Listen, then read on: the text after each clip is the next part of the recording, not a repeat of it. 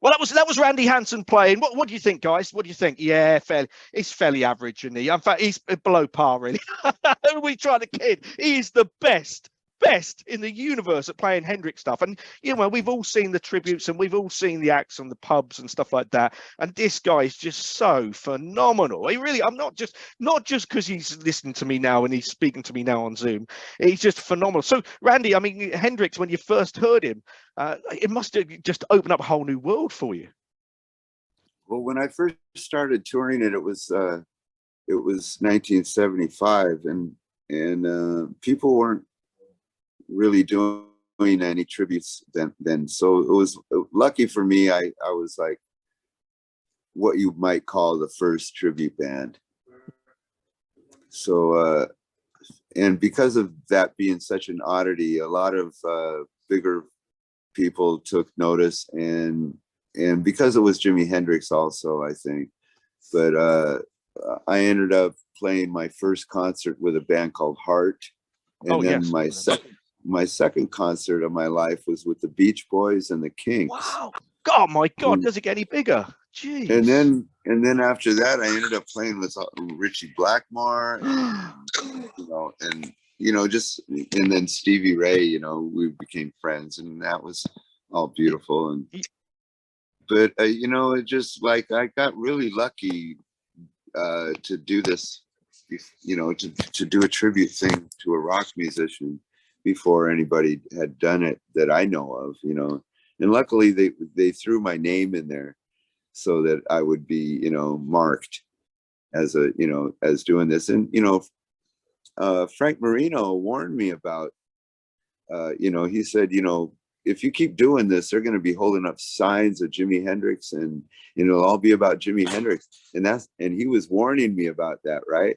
And I thought, well, that sounds really good to me. Yeah, absolutely. Why not capitalize on it? I know Frank had his issues with claiming certain things about Hendrix and stuff like that. But he's a fantastic guitar player and a fantastic songwriter and a really unique and really super nice guy. He was one of the first people I met when I started doing this. I got to see him in London. He had issues with his guitar when he first came out, technical issues. So he just went into Red House, and my God, he brought the house down. He was amazing. That was about 10 years ago. He's still around, isn't he? So yeah, he is. He just sent me a whole DVD collection of his. Oh man, he's so good. I don't think he's playing much these days. So, but if he does, we'll bring him over to England with you. We should be good. Yeah. Now I know. Look, there's an album that you played where you did one of Frank Marino's tracks called "The Answer," which I love, and he played it in London. So look, we're gonna take a quick break. We're gonna go into "The Answer." Have a listen to Randy playing some Frank Marino. Here we go. Really fun, man. I love that. I'll be the judge of that. Let's have a listen to it. All right. Oh, brilliant, man. Thank you so much. Thank you so much. Right. Okay. You're right for time still, are you? Yeah, sure. Fantastic. Let's talk about a little bit about your instruments. I know a bit boring for people, but we'll go down that route. Okay, let's come back in. That was Randy Hansen, everyone. That was him doing the version of The Answer by Frank Marino, who was with Mahogany Rush. And we both really love Frank, and I've got a lot of his stuff, and so has Randy as well. So Randy, guitar-wise, let's talk about some of the gear that you're using at the moment. Obviously, it has a Hendrix sort of feel and sound to it. What do you use guitar-wise for a start?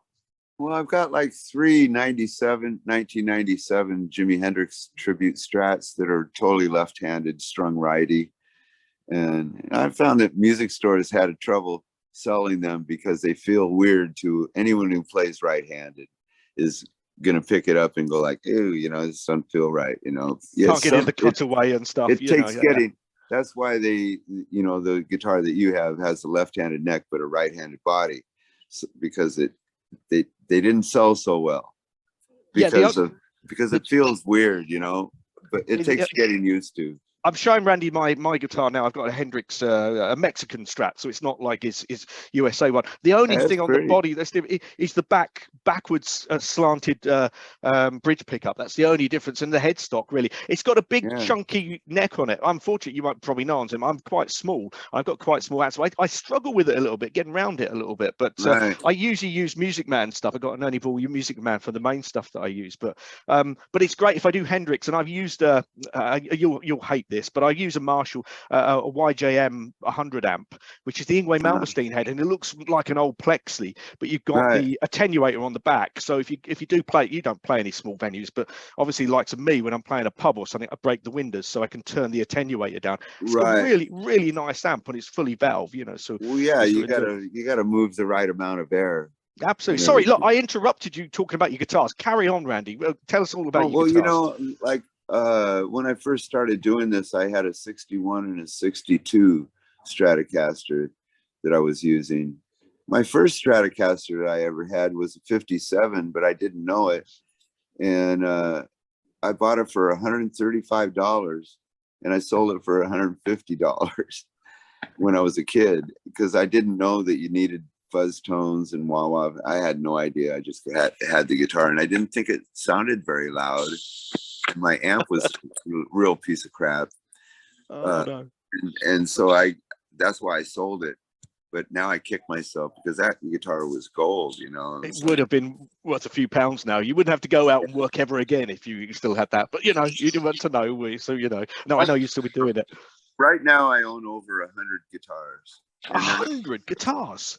I've got over 100 guitars and basses also, and keyboards. And like I have a B3 that somebody gave me. Wow. Hammond, Leslie's and a Fender Rhodes piano, drum sets. I've got like 4 drum sets because I gave one drum set to my grandson and another one to my son. They both play drums, and I'm so envious of you have all of these guitars. But I'm just into music. I spend all my money on music, and you know, like on stage clothes and stuff. You know, it's easily done. It's never gotten old for me, and I've been doing this for so long, you know, and it never gets old. But you're still a young man, Randy. You've got to remember these things. So look, if you have a fire, and I'm not talking this one up in your studio, and you had to grab 3 of your guitars, what would be the 3 that you would go for? Oh, it would be my 61, 62, and a 19. What is that? It's about a 1970 Strat that I have. All 3 Strats, amazing. Well, it speaks for itself, doesn't it? Really. So yeah, that is amazing to hear. Okay, and what are you using amplification backline? Well, right now I'm using 2 remakes of a 59 Plexis, 50 watts, and like I have the master in the back too, because I you know, I gotta save some of my hearing. Are you using in-ears at all, or do you just use monitors? I tried in-ears I tried using them with Steve Miller, gave me some to try, and yeah, when I played with him, and it was unique, but it was a little bit I don't know, it just felt really weird to me. Yeah, look, I'm used to hearing the sound of the crowd and everything, and when the crowd was clapping and everything and I couldn't hear them, that was very strange. Look, can you see? I'm showing Randy something. I've got my wireless in-ear systems in my teaching room at the moment, okay? Right. Purely because I'm exactly the same. I can't use them. You can't hear the audience. It's like being in a goldfish bowl, and everyone goes, yeah, but your ears will go. Well, my ears will go, you know. But it was a great sound. It was a sound like listening to the radio, kind of. Yeah, it is. And it's a but nice it made sound. it seemed weird though to me, because I'm not used to hearing myself that way. I'm glad it's not just me, because everyone goes, "You're an idiot. Use in-ears," and I'm going, "I can't.